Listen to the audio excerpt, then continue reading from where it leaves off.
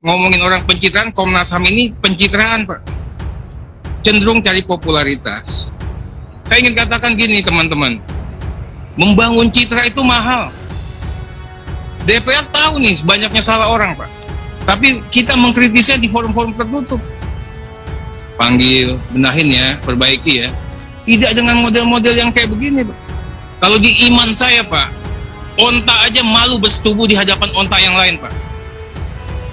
Paham itu, Pak? Bapak itu bukannya begitu tugasnya, Pak. Memberikan rekomendasi ada tidaknya pelanggaran HAM di situ, Pak. Itu tugasnya Bapak. Kalau Bapak main di mediasi dan sebagainya, ini Bapak bagian nih, ntar dapat duit juga. Ya saya bukannya berprasangka, kok tiba-tiba suasananya henyap sekarang, betul nggak Pak Wayan? Diam sekarang, Pak. Sekarang ini intoleransi itu meningkat, fakta, Pak. Apa yang Bapak kerjakan? Apa yang udah dikerjakan?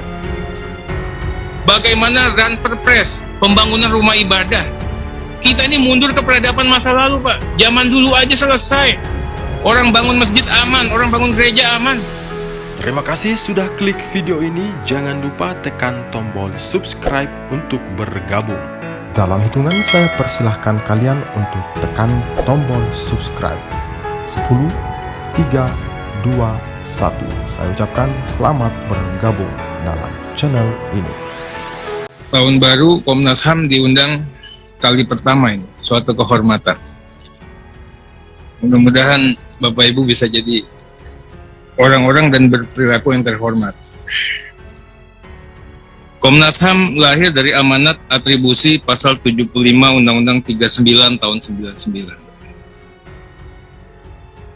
Bertujuan untuk mengembangkan kondisi yang kondusif bagi pelaksanaan HAM yang sesuai dengan Pancasila, dengan Undang-Undang Dasar Negara Republik Indonesia, Piagam PBB, Deklarasi Universal HAM, DUHAM.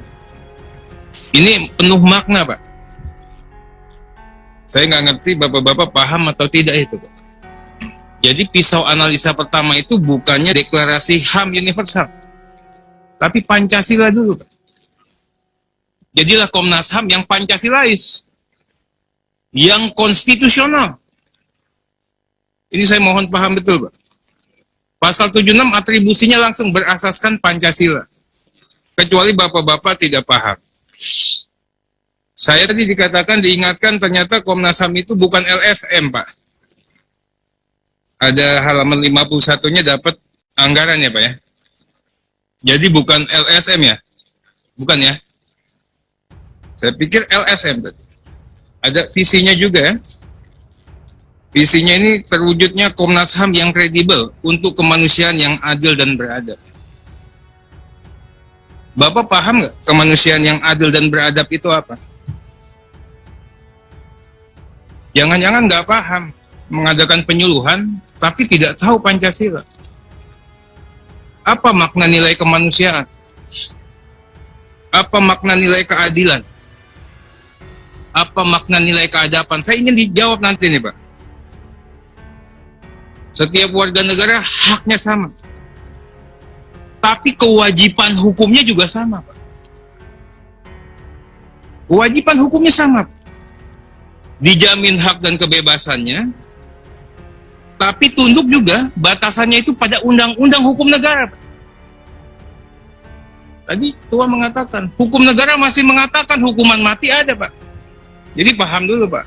Jadi jangan bicara HAM universal. Bahasa Inggris Bapak-Bapak juga belum tentu lancar. Ya. Saya ingin sampaikan yang kedua, ini mengenai statement. Sebelum saya bicara materi lah. Komnas HAM itu nggak boleh genit. Nggak boleh bicara-bicara yang pencitraan. Ngomongin orang pencitraan, Komnas HAM ini pencitraan, Pak. Cenderung cari popularitas. Saya kasih contoh nih, ada beberapa contoh. Pertama, statement kepolisian jadi institusi yang paling banyak diadukan warga. Ya Pak ya. Ini kan fakta kan? Fakta. Pertanyaan kami Pak, fakta itu perlu diumbar nggak? Ini masih pengaduan, belum terbukti Pak. Yang kedua, pastinya polisi penegak hukum itu pasti banyak dilaporkan karena irisan kepentingannya besar, Pak. Jadi tidak proporsional juga untuk menyandangkan polisi dengan yang lain, Pak. Kemudian ini saya juga ngomong nih Pak Khairul Anam, penegakan hukum oleh kepolisian bebas dari kekerasan dan penyiksaan.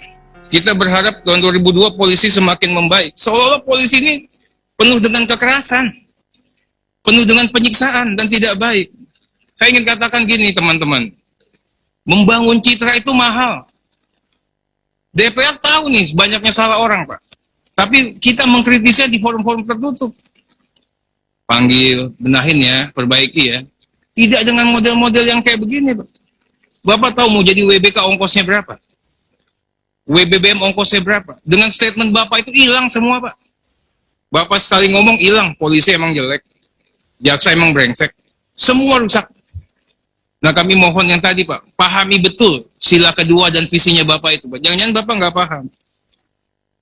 Tadi mengenai restoratif justice saja Pak, saya katakan ini juga nggak paham Pak Anam.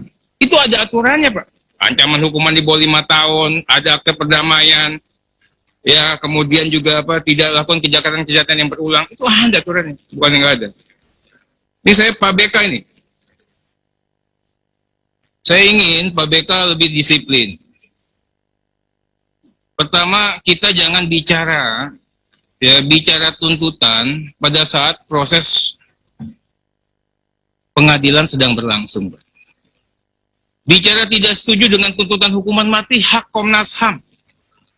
Tapi lakukan itu secara makro.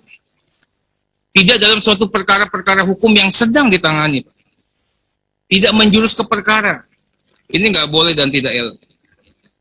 Kalau Bapak nggak setuju Heri Wirawan dihukum mati, nggak apa-apa. Tapi dalil-dalilnya pun nggak tepat, Pak. Kenapa nggak tepat? Ada hukum negara juga kok. Yang saya katakan tadi, hukum negara masih mengatur hukuman mati. Jadi jangan Bapak berdasarkan pada prinsip HAM universal dong. Ini. Kecuali Bapak melawan hukum negara. Sumpah jabatannya ada, kok ngelawan hukum negara, Pak? Ya. Kalau udah predator anak bersetubuh di depan istrinya, di hadapan istrinya Pak sama orang lain Pak. Kalau di iman saya Pak, onta aja malu bersetubuh di hadapan onta yang lain Pak. Paham itu Pak? Jadi jangan dikatakan ini hal yang sederhana. Ini apa menyerang rasa keadilan masyarakat pernyataan Bapak. Kemudian Pak Amiruddin, Komnas HAM tidak diajak bicara soal RUU Komisi Kebenaran dan Rekonsiliasi. Pak. Ini belum dibahas di sini, Pak. Jadi jangan genit lah, ya. Ini masih pembahasan awal. Oh, dilibatkan tidak ada semua, tiap undang-undang pasti melibatkan semua pihak, Pak. Setiap stakeholder, Pak. Tidak hanya di komisi, kami ini orang balik juga, Pak. Jadi kalau nggak paham jangan ngomong.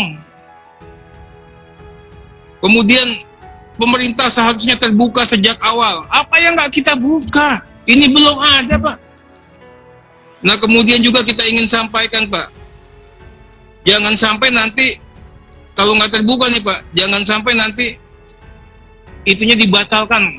Jangan ngancem-ngancem lah. Ya. Ini jangan main-main begini lagi, Pak, ke depan, Pak. Kemudian lagi, Pak, pemerintah berhenti berwacana. Apa sih ngomongnya kayak gini? Ya kita DPR, bukan pemerintah Pak Tri Dahlan. Bukan, ya Pak Ketua saya ingin sampaikan ya ini kalau mohon. Kemudian Pak Ahmad Taufan Damanik Pak. Jangan statement kita membela pemerintah, kita DPR. Itu aja. Pak Ahmad Taufan Damanik, ya sama juga ini Komnas mendorong pemerintah membuktikan janji untuk mewujudkan perdamaian di Papua. PON ada Pak, itu lebih dari sekedar janji Pak. Damai PON-nya Pak.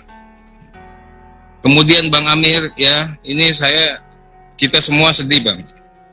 Komnas mendesak pengesahan RUU TPKS, tindak pidana kekerasan seksual. Seolah-olah DPR itu tidak peka, tidak abai, tidak peduli Pak.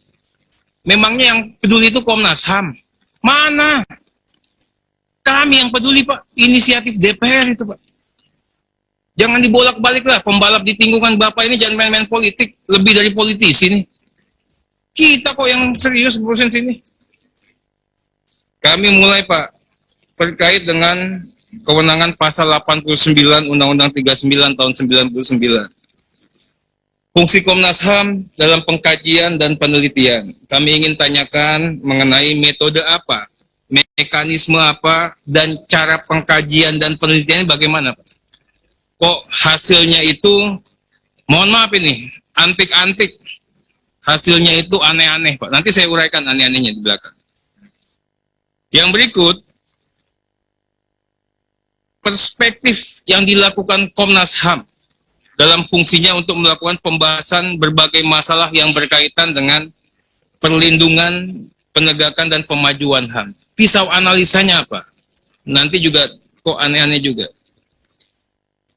Berikut, Pak, fungsi Komnas HAM dalam pemantauan ini. Ini kategori perkara-perkara yang ditangani apa? Atau karena komisionernya ada orang Batak, sekarang sering main di Sumatera Utara ini. Di Danau Toba lah, kemudian di mana lah itu kan. Ya, kenapa perkara-perkara yang lain yang dekat-dekat nggak dikerjakan? Nanti saya kasih tahu yang dekat-dekat seperti apa. Nah, dalam hal apa Komnas HAM melakukan peninjauan sampai ke peninjauan lapangan, Pak? Karena nggak semuanya itu dilakukan sampai ke peninjauan lapangan, Pak. Berikutnya, saya ingin ingatkan begini Pak Ketua, di sini ada kewenangan Komnas HAM dalam fungsi pemantauan, Pak. Pemberian pendapat berdasarkan persetujuan ketua pengadilan terhadap perkara-perkara tertentu yang sedang dalam proses pengadilan. Jadi lebih terhormat, Pak, Bapak itu, Pak. Nanti kalau diperlukan ada momentum dan ruangnya, bukan dikeluar-keluar di ruang publik kayak LSM, Pak. Berikut terkait dengan kebijakan strategis. Masalah konflik agraria tadi, Pak. Kalau saya mengatakan apa yang dikerjakan, Pak BK datang ke Blitar, ketemu orang yang salah. Iya kan? Yang dibawa Pak BK itu dua-duanya, satu masuk penjara kemarin, sekarang yang masuk penjara lagi, Pak. Apa salahnya Bapak itu koordinasi sama pemerintah kabupaten? Jangan kayak pengawas-pengawas ilegal, Pak. Datang-datang bikin orang juga bingung. Ya. Kemudian, Pak, hasilnya apa saya ingin tanyakan, Pak? Hasil yang kemarin ke Blitar itu apa? Kemudian terkait dengan masalah membangun mekanisme bersama dengan pemangku kebijakan ini, Pak. Apa yang sudah dikerjakan? Mafia tanah tuh rekomendasinya ada nggak sih, Bapak? Ya.